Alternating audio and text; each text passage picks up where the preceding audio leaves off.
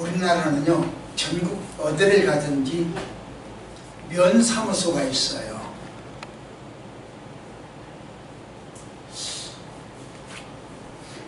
그런데 황들마을에 있는 면사무소가 있는데 거기에도 이 특별한 면사무소라고 해요. 저는 아직 가보지 못했어요.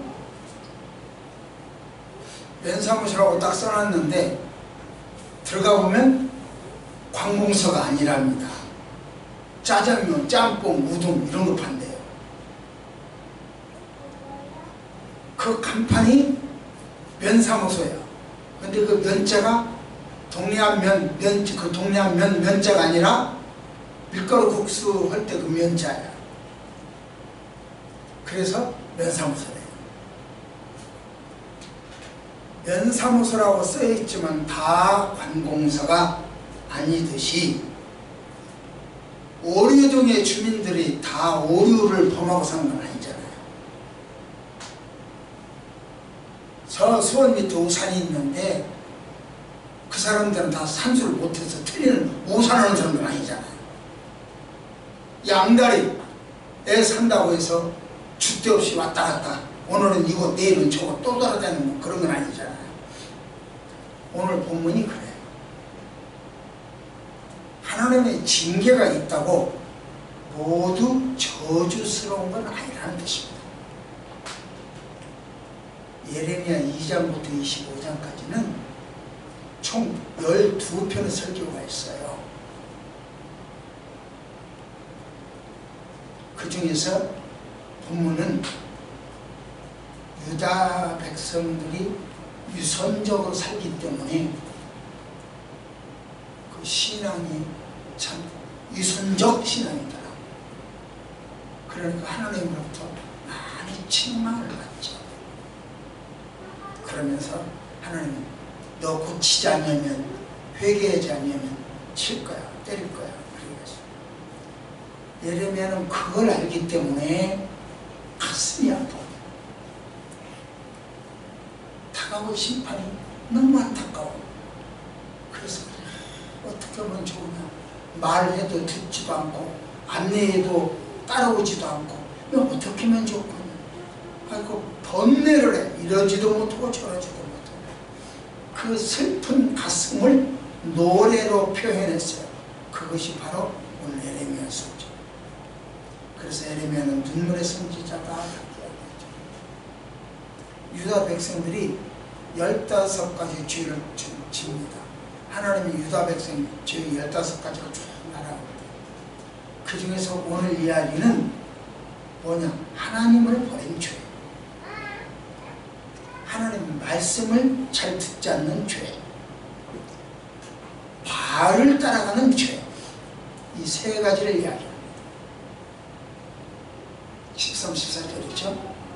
그런데 이 세 가지를 이야기하는데 이 세 가지를 딱 합해놓고 보면 우상숭배.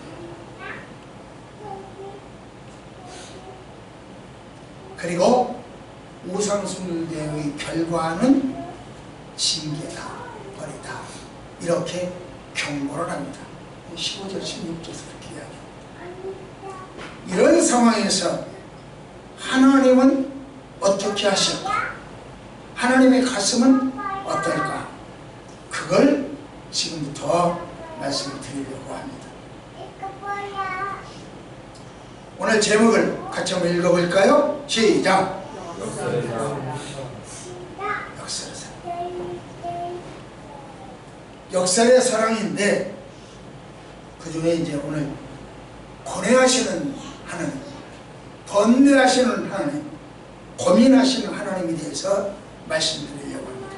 우리 기독교를 대표하는 아라비아 숫자 1, 2, 3, 4, 5, 6, 7, 8, 9, 10 우리 기독교를 대표하는 숫자는 7입니다. 그런데 불교를 대표하는 숫자는 108이죠. 108은 인간의 감각기관에 의하여 일어나는 고민, 그걸 총 합하면 108가지가 된다. 그렇게 이야기를 합니다. 느끼는 느낀 만큼, 자기가 생각한 만큼 고통이라는 거죠. 그 이제 불교의 개념입니다. 그러나 오늘 제가 말씀드린 하나님의 본내는 불교에서 말하는 자기 느낌에 의한 본내가 아니고, 하나님의 본내는 이런 겁니다. 볼까요? 시작.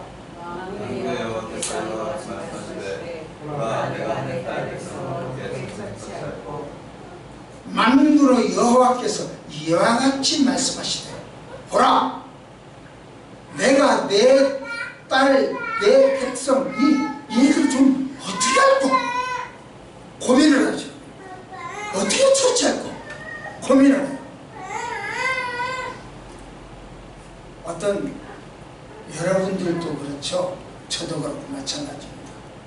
누가 어떤 말을 하면 이 일을 어떻게 할 거야? 대답을 못해. 누가 뭐라고 하도 대답하기가 참 난감해. 몰라서 대답하는 것이 아니라 대답하기 어려워. 말하는 사람도 어렵겠지만 듣는 사람 참 힘들어. 그러니까 귀를 막아버리고 싶어. 안 듣고 싶어. 하나님이 무엇을 어떻게 하면 좋을까, 어떻게 하면 괜찮을까 쩔쩔매고 누구한테 물어보고 이 일을 어찌할고 막 왔다 갔다 물어보고 그런 내용이 아니요. 우리말에 노찬이 깨질 것 같고 들고 있자니 너무 무겁고, 인간관계에 있어야 돼요. 예를 들면 이경 집사님, 이경 집사님, 나 이러고서 이제 안 할래요. 그래라. 그렇게 말 나와버리면 얼마나 쉬워. 그러질 못해. 왜? 빨리 보이니까. 그 다음 것이 보이니까.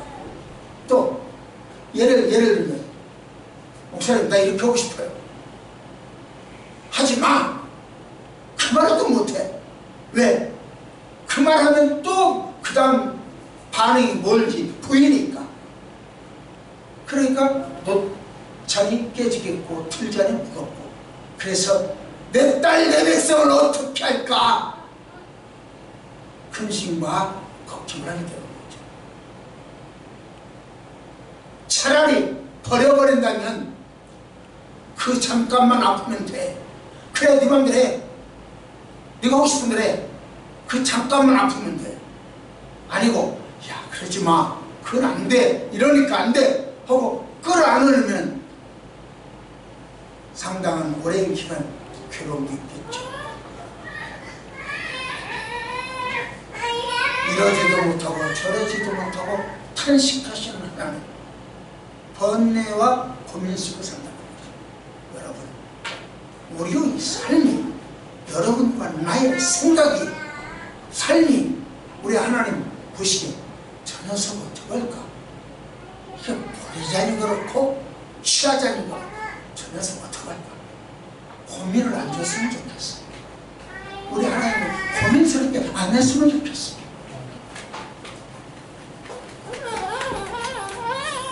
그런데요, 우리는 대부분이 어떻게 생각하냐면, 하나님이 이랬어요. 하나님 하라고 했어요. 하나님 하라고 했으면 해요. 나 시켜주세요. 그랬다가 자기 마음에 안 들고 자기 형편이 여의치 않으면 그냥 팽개쳐버려. 분명히 하나님 이름으로 시작을 했으면 하나님 이름으로 끝나야 되죠. 성령으로 시작해서 육신으로 끝나면 안 되잖아요. 근데 그렇게 그 무슨 시작을 한다, 뭘 하겠다 라고 할 때는 장사를, 나 이런 장사를 할래요. 하나님 하라고 했어요. 이 장사를. 그러고 끝날 때도 망해서 끝날 때도 하나님 하지 마. 끝나는 겁니다. 예를 들면 국수집, 아까 면 칼국수집 이야기, 칼국수집 하다가 이제는 막걸리집으로 바꿔야 되겠다.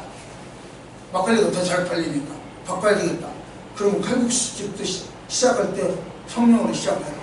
막걸리집 끝내버렸죠. 칼국수집 끝내고 막걸리집 시작하려고 끝내버릴 때도 성령에 의해서 끝내는 겁니다. 아니면 자기가 막걸리집 하려고 끝내는 겁니다. 생각을 해봐야 돼요. 시작과 끝이 너무 달라. 그러니까 그러면 안 된다. 그것이 하나님을 괴롭게 해드리는, 우리가요 살다 보면 본인이 아니고 원수를 만나는 경우도 있어요. 원수가 생깁니다. 그럴 때 여러분은 어떻게 하십니까? 나하고 저 사람은 참 불편해. 그럴 때 여러분은 어떻게 하십니까? 자기가 약한 사람은 복수를 해요. 약한 사람. 자기가 강하면 알았어, 내가 용서하지. 용서로 끝나. 그러나 더 강한 사람은 무시해버려. 그 일을 쳐다도 안 보고 무시해. 그게 처용가, 여러분들이 잘 아시는 처용가. 처용가가 그렇죠. 처용이 나가서 달밤에 놀다 보니까 와서 방문을 열고 들어보니까 자기 부인이 다른 남자하고 잠을 자고 있어요. 그러니까 문을 썩 열고 들어와서 그 모양이에요. 그러니까 이 처용이 뭐라고 노래를 합니까? 두 개는 내 건데 두 개는 누구 거냐? 둘이 자리가 다리 네 개일 거 아니에요. 이게 두 다리는 내 건데 두 다리는 누구 거냐? 그리고 껄껄 웃고 나가버려요. 그 현장 보고 껄껄 웃고 나가버려요. 강자는 무시해버려요. 상대방이 하는 말, 강한 사람 무시해. 약한 사람은 복수를 하고, 조금 강한 사람은 용서를 해요. 그러나 강한 사람은 무시해. 여러분들의 신앙이 무시하는 신앙까지 올라갔으면 좋겠습니다. 여러분들의 환경과 여러분들이 주어진 처지를 무시해버렸으면 좋겠어요. 거기에 절절 매고 하나님 이름 같은 팔아먹지 말고 그랬으면 좋겠습니다. 하나님은요, 당신의 자녀들을 사랑하세요. 그래서 독생자를 주시지 않았습니다. 그리고 도중에 버리지를 않아요. 우리 인간들은 도중에 잘 버려. 근데 하나님은 사랑하시되 끝까지 사랑하세요. 요한복음 14장 1절이죠. 끝까지 사랑해요. 그러니까요, 사람들이 그럴 줄 알아야 돼요. 제가 그런 점에서 제가 안미연 권사님을 존경한다고 제가 몇 차례 말씀드린 것 같은데, 1년 12달 신방 한 번도 안 간다고 그랬잖아요.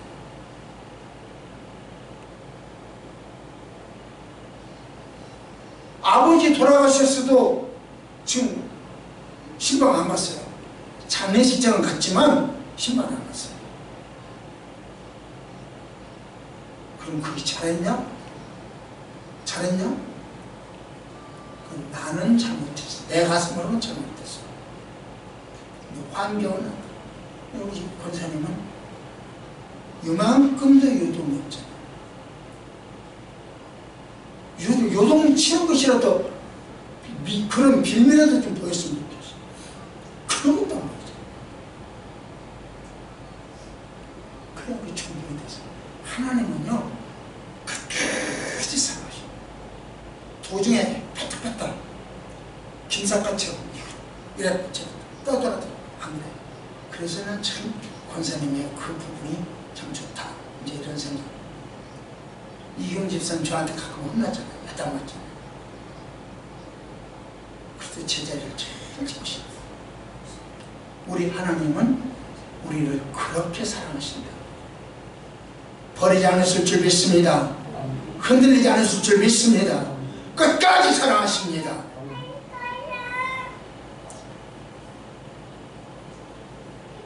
그러면요,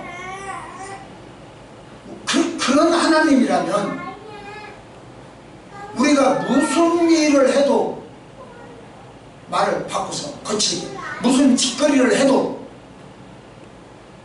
그 양반은 고민이 없어야 돼. 왜? 사랑만 오면 되잖아요. 고민이 없어야 돼. 그런데 왜 번뇌하시냐고요. 고민이 없어야 되는데 왜 번뇌하시냐고. 하나님은 사랑하시지만 공의가 있다. 공의로 정의가 있단 말이에요. 하나님의 사랑이 공의를 무너뜨릴 수 없습니다. 공의가 사랑을 무시할 수도 없습니다. 그렇기 때문에 공의와 사랑 속에서 어떻게 하면 좋을까 걱정을 하시고 고민하시는 거예요.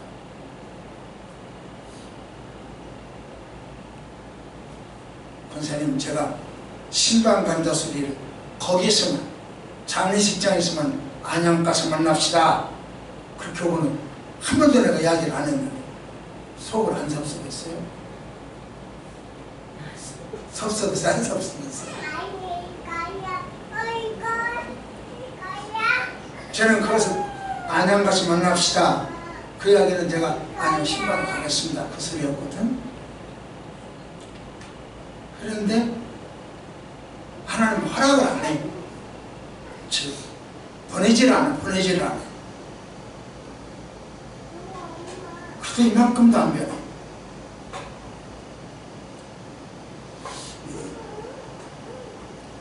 여러분이 잘 아시다시피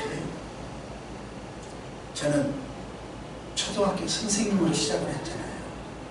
중고등학교를 거쳐서 대학교로 가가지고 학교에서만 27년을 살았어요.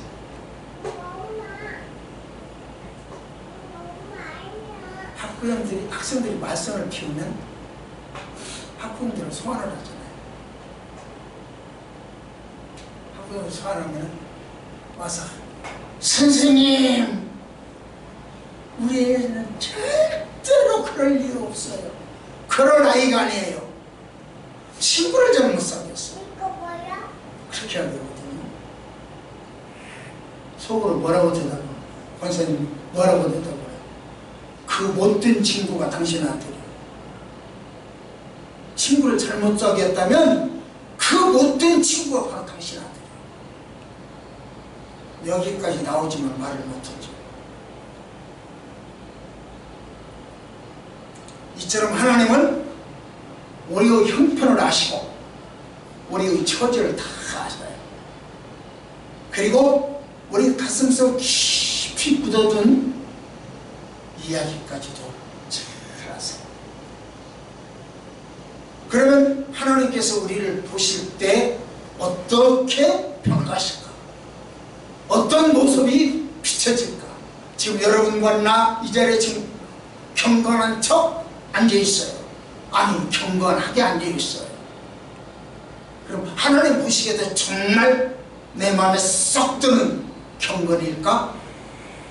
내 마음에 합한 다윗처럼 그런 사람일까? 한번 볼까요? 말씀을 봅시다. 시작!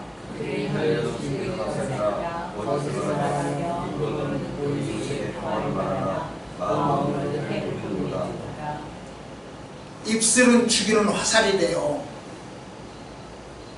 말을 뱉는 것은 거짓된 말만 한대요. 가슴은 악으로 가득 차 있대요. 하나님이 보신 우리는 지금 양복 입고 거룩한 척 경건한 척 앉아있지만 하나님이 보신 우리는 이렇게 보여요. 고운 옷, 집에서 제일 좋은 옷 입고 교회 나오라고 그랬죠. 옷을 사 입고 나오라서 명품 입어라 그 이야기가 아니죠. 여러분 집에서 가장 좋은 것 입고 나와라 그러죠. 왜? 하나님한테 보여드리니까. 옆에 사람한테 보여드리는 것이 아니라 하나님께 보여드리니까. 그런데 그 옷 속에는, 이 양복 속에는 뭐가 들어있더라? 다시 한번 8절 시작!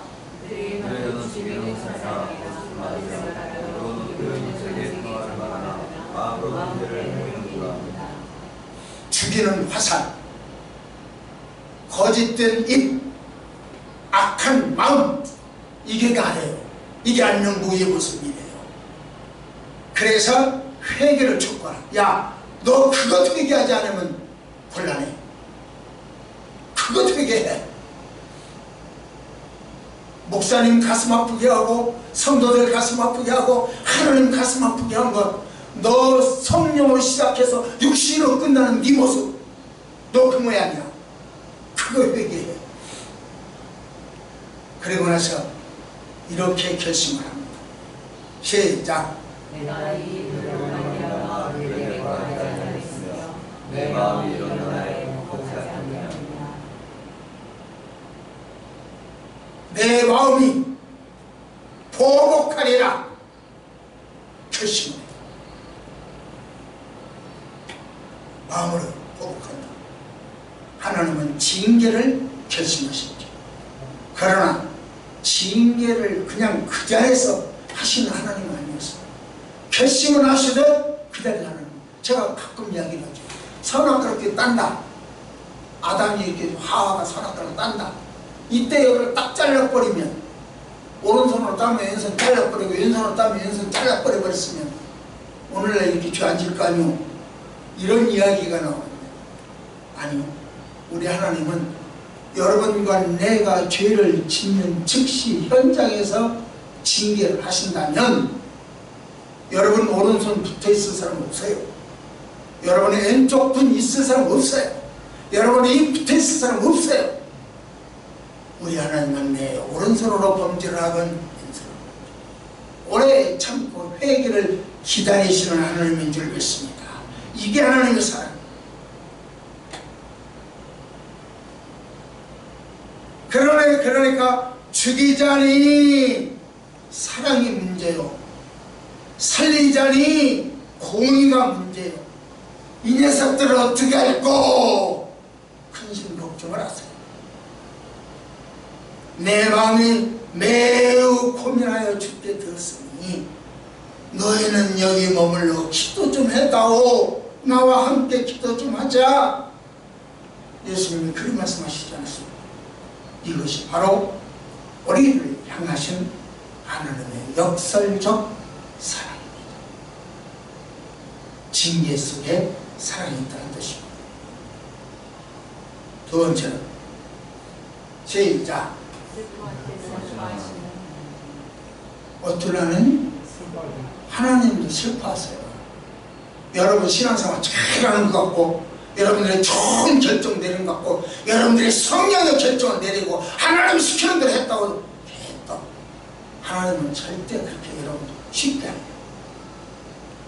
1974년 8월 15일 여의도 광장에서는 150만 성도가 모여서 민족 복음화를 위하여 기도했습니다.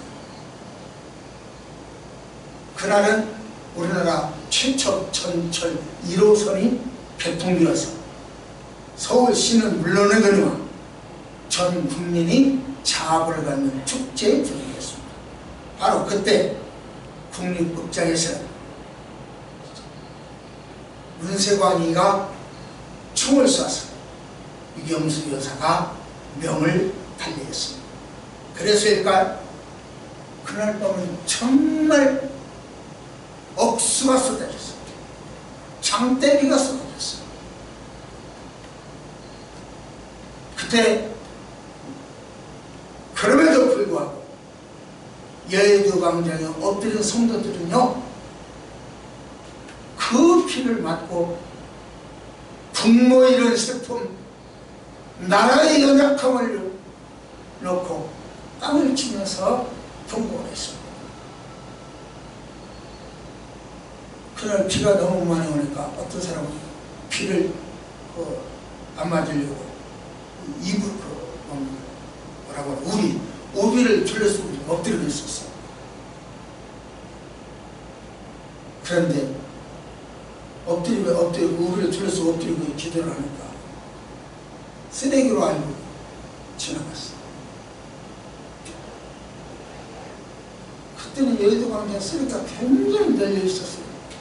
그걸 다 치우는 거예요. 저희들은 아예 우산이라는 것이 없고 비옷이라는 것이 있어도 전혀 소용이 없었죠. 그래서 여기 와서 쓰레기를 다 줍고 모으고 차로 실어 날르고 우리가 이 땅을 살아가는 동안 통곡할 일이 종종 많습니다. 세상에 그 많은 슬픔 중에 그 많은 통곡 중에 가장 슬픔이 뭐겠습니까? 제 지인 중에 초등학교 선생님이 계셨어요. 이번에 선치는 그 마을에 부자라서 유지 대접을 받고 살았어요. 그러니까 이 선생님도 아버지의 유산을 톡톡히 물려받았죠. 그리고 학교 선생님이셔. 그러니까 집안이 넉넉해. 그런데 무슨 생각을 하셨는지 주식을 시작을 했어요. 처음에는 돈을 좀 벌었어. 그런데 그 다음에는 자기 거 다 잃었어. 천당 유산 받은 거 다 팔아 다 잃었어. 그러다가 남의 돈을 빌려다가 했어. 학교 선생님이니까 누가 안 빌려주겠습니까? 많이 빌려줬어. 그것도 다 날렸어. 그래서 자기 월급 받아가지고 이자 돈 갚기가 힘들어. 그래서 사표를 냈어. 사표를 내고 퇴직금을 갖고 이자 빚장치를 했죠. 그리고 나서는 어디로 갔냐? 보험회사 설계사. 그러니까 그 보험회사 설계사로 취직을 했어. 그런데 그것도 활동이 잘 안 되죠. 그래서 그 덕분에 화가 화병이 생겼는지 몸져 눕게 됐습니다. 결국 40대 후반에 명을 달리했습니다.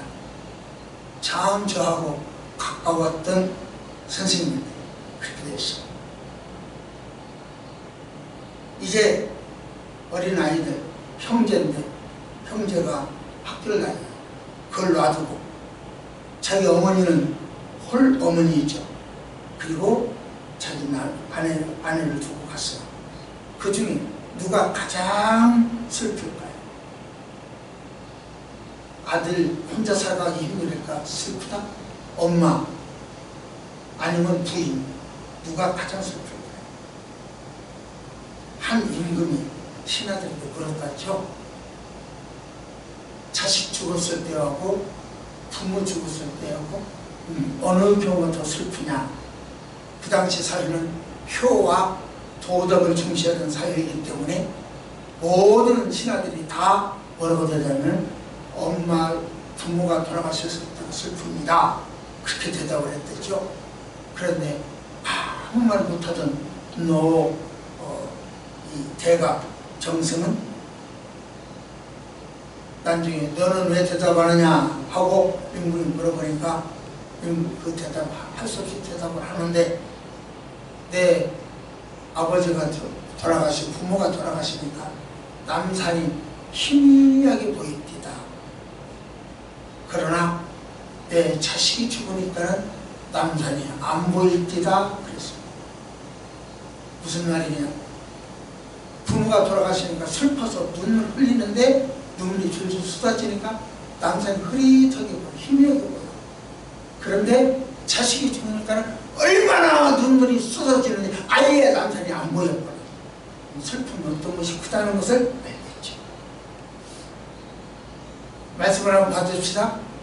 시작. 내가 자신을 위하여 부르짖으며 망하여 무장을 위하여 슬퍼하노니 이는 그것들을 그의 했으므로 지나가는 자가 없으며 어디서 같이 내 소리가 들리지 아니하며 검둥의 새로 짐승으로 다 변화하여 없어졌습니다. 내가 이에 사는 그들을 만들며 신장에게 그리게 하겠고 유다의 성읍들을 황폐하게 하여 준비되게 하리라. 길기 때문에 제가 짧게 요약합니다. 하나님은 슬퍼하셨대요. 통곡하셨대요. 땀을 치면서 우셨대요. 하나님도. 왜?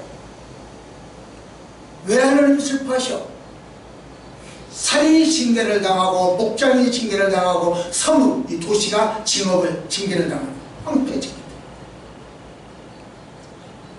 가축은 물러는 거니와 야생 동물도 없어지는 것이 슬퍼하셨어. 왜? 하나님은 무슨 관계야?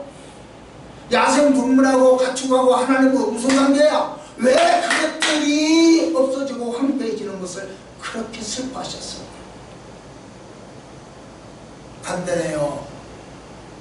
하나님은요, 당신 자녀들이 살아야 할 터전이 징계받는 것도 슬픈 거예요. 내 아들이 여기서 살아야 되는데 이렇게 되는구나. 그게 슬픈 거예요. 내 아들이 이걸 먹어야 되는데 저것이 이렇게 되는구나. 그게 슬픈 거예요. 그렇다면 자녀들의 죽음에는 슬퍼하지 않을까요? 하나밖에 없는 독생자 예수 그리스도가 골고다 언덕에서 그렇게 몸부림치며 죽어갈 때 하나님은 슬퍼하지 않았을까요? 하나님의 슬픔은 해가 빛을 잃었습니다. 하나님의 슬픔은 성전 휴장이 찢어버렸습니다. 엘리 엘리 라마 사박다니 처절하게 부르짖는 예수님의 하나님의 아들의 부르짖음에 땅이 진동을 했고 무덤이 벌떡벌떡 터져버렸습니다. 무덤 속에 사람들이 일어났습니다. 이러한 이적들은요, 이 아들의 죽음을 슬퍼하시는 하나님의 괴로움입니다. 여러분과 나를 사랑하시는 하나님의 사랑의 표현입니다. 하나님의 슬픔은 우리를 사랑하신다는 고백인 것이죠. 이것이 바로 우리를 향하신 하나님의 역설적 사랑이라 저는 그렇게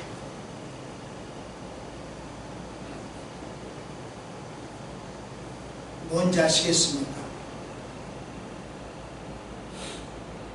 그림이 제대로 흔해서 안 보여요? 제대로 보여요? 예? 예. 여러분은 두꺼비가 어떻게 번식하는지 아세요? 들어봤어요? 안 들어봤어요?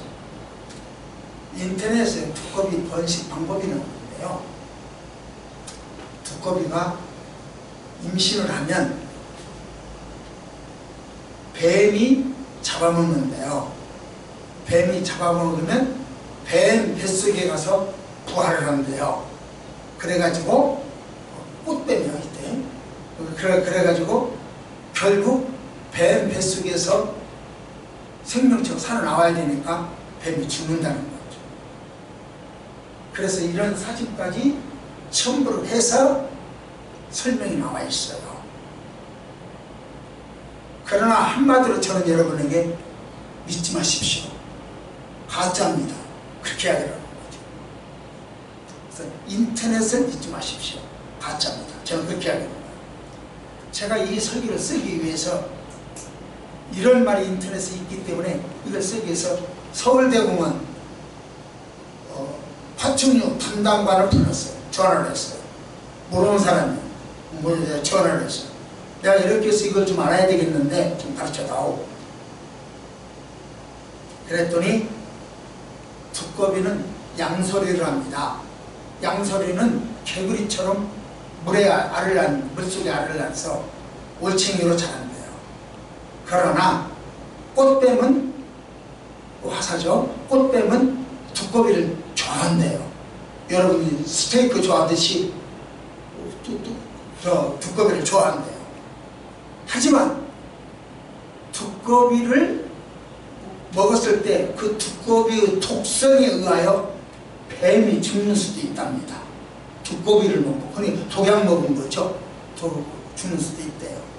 그러니까 꼭 이 뱀이 독성에 대한 내성이 있어야 된다, 그런 뜻이죠. 두꺼비가요, 꽃뱀을 만났어. 이제 이 꽃뱀이 두꺼비를 보니까 잡아먹고 싶어. 왜? 원래 좋아하는 음식이니까. 그래서 잡아먹으려고 그래. 그런데 번뜩 생각이 나. 내 몸에는 두꺼비 내성이 없다. 독의 내성이 없다. 두꺼비 먹으면 나 죽는다. 그러니까 안 먹어야지 하고 어린 꽃뱀은 자리를 피해버려.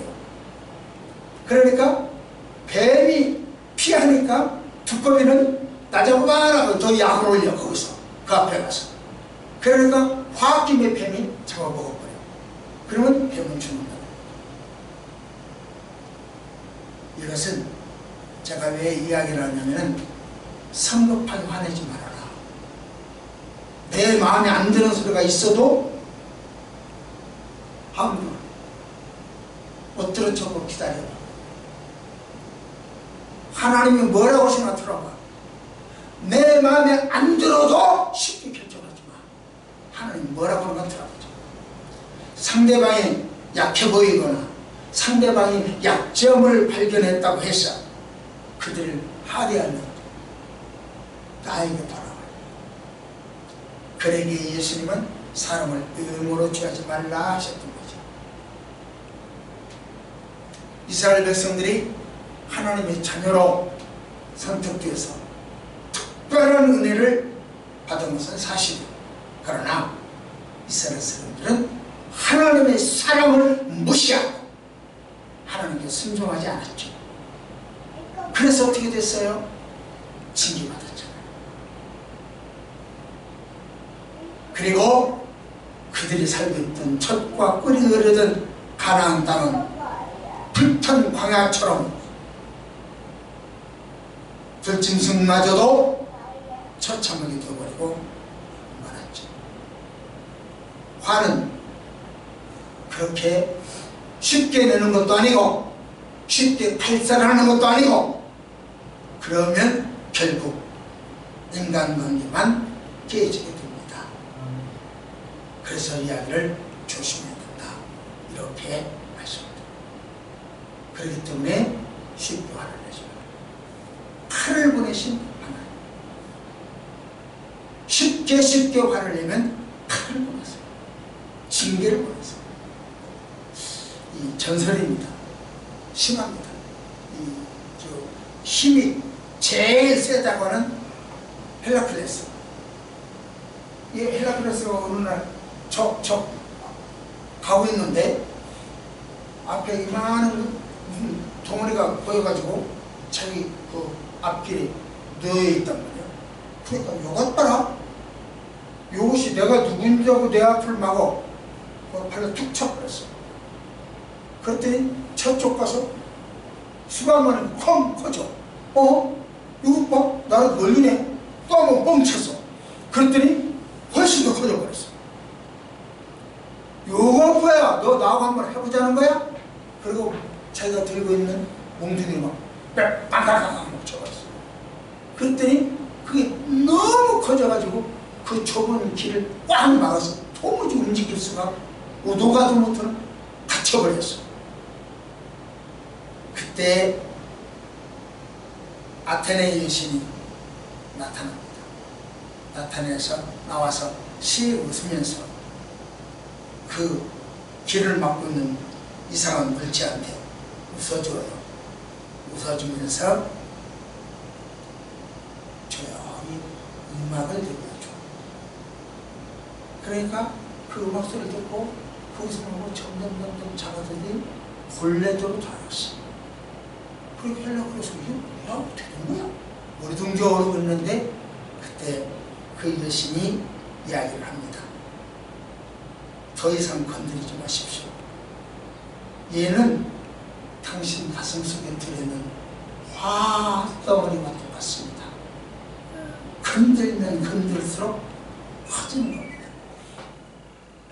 놔두면 스스로 작아집니다. 우리 하나님과 인간관계도 그렇습니다. 하나님은요, 인간의 실수나 과오를 탓하지 않고 회개하기를 기다렸어요. 그런데 회개할 기회를 충분하게 줬음에도 불구하고 회개는커녕 계속 범죄하고 하나님을 무시하고 얕잡아보고 결국 어떻게 될까?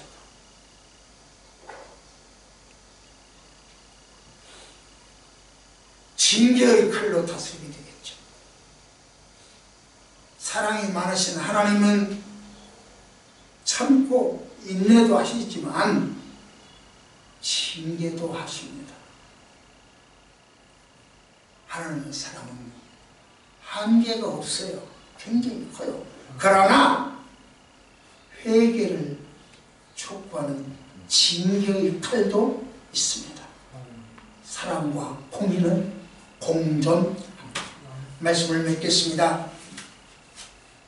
하나님은 당신의 자녀들에게 징계를 내리기 전에 징계보다 당신이 고민을 먼저 하세요. 번뇌하시는 하나님을 만나보십시오. 그러면 여러분의 하나님의 사랑이 무릎 꿇게 될 것입니다.